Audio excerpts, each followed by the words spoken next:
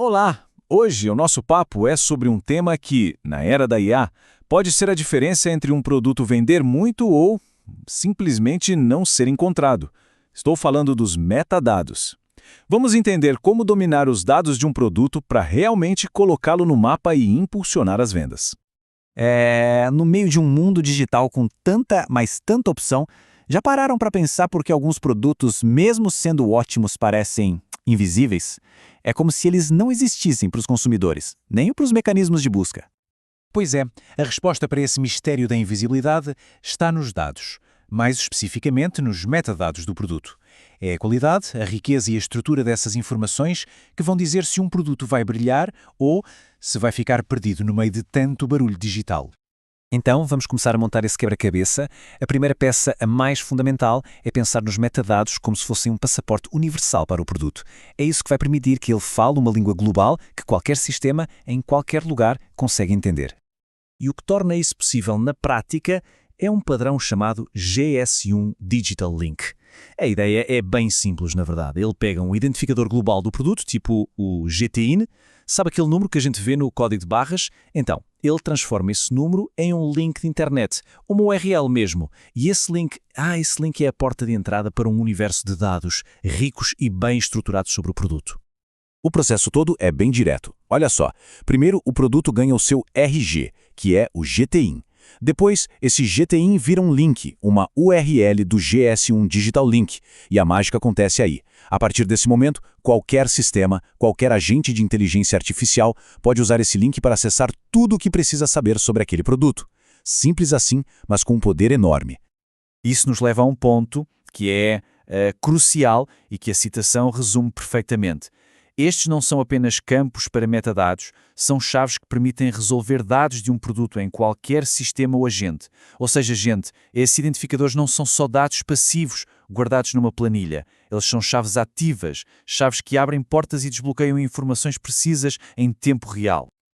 Ok, então o produto já tem o seu passaporte, mas o que tem dentro dele, o que está escrito ali, é isso que vamos ver agora. Vamos mergulhar nos atributos essenciais, naquilo que forma o verdadeiro DNA digital de um produto. É aqui que a mágica da descoberta realmente acontece. E olha que interessante essa relação de causa e efeito.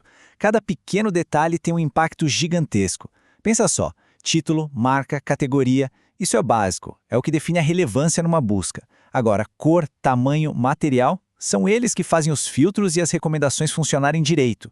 E as mídias, como fotos e vídeos, elas são combustível para as respostas mais ricas que uma IA pode gerar.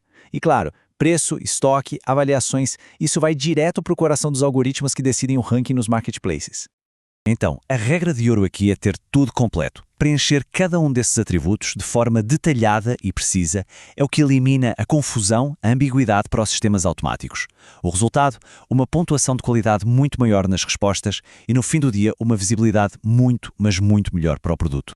Beleza, até aqui vimos as regras universais, o que vale para todo mundo. Mas e na vida real? Como isso funciona na prática? Agora a gente vai ver a realidade das plataformas, porque cada marketplace tem o seu próprio manual de instruções, o seu próprio jeito de jogar.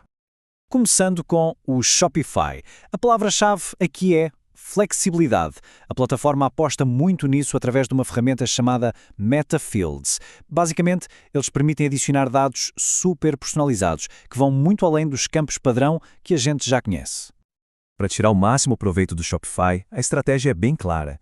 Primeiro, usar os MetaFields para adicionar aqueles dados mais específicos, sabe? Tipo data de validade, códigos internos, coisas assim. Segundo, usar e abusar das operações em massa para garantir que o catálogo todo fique consistente. E, sempre que der, usar as definições padrão, porque isso facilita muito a vida na hora de integrar com outros sistemas. Aí, claro, é bom ficar de olho nos limites de namespace e chaves, porque isso pode afetar como os dados se espalham. Agora, mudando completamente o cenário, vamos para o Mercado Livre.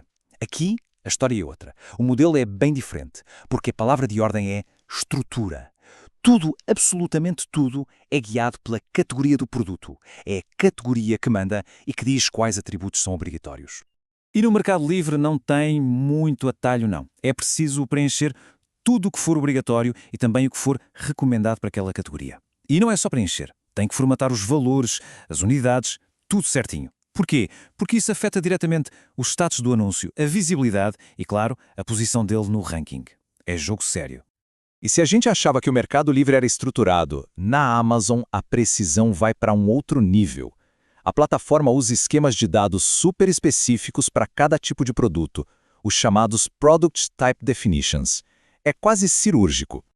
Para ter sucesso na Amazon, o papo fica mais técnico. É preciso literalmente consumir o esquema JSON daquele tipo de produto e garantir que todos os atributos estejam sincronizados, batendo exatamente com os campos que o esquema exige. E o impacto disso é total. Afeta a indexação no catálogo, os algoritmos de busca e as pontuações de recomendação. Ou faz certo, ou o produto simplesmente não aparece como deveria. Isso resume perfeitamente as duas grandes filosofias, né? De um lado temos Mercado Livre e Amazon, com uma abordagem que vem de cima para baixo, o tal do Schema Driven, a categoria do produto dita as regras e ponto final. De outro lado temos o Shopify, com uma abordagem de baixo para cima, focada na flexibilidade, onde é possível construir estruturas de dados mais personalizadas. Ok, já passamos pela teoria, vimos a prática nas diferentes plataformas. A pergunta agora é, como juntar tudo isso? Vamos então para um plano de ação tático, bem direto ao ponto, para dominar de vez os metadados de produto. São 4 passos essenciais para o sucesso. Primeiro, normalizar os identificadores. Isso significa expor GTINs e outros códigos usando o GS1 Digital Link.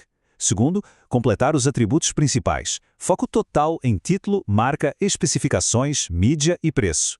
Terceiro, dominar a plataforma que se usa. Se for Shopify, por exemplo, é usar metafields e operações em massa para manter a consistência. E quarto, adotar os esquemas dos marketplaces, ou seja, alinhar os dados com o que Mercado Livre e Amazon exigem.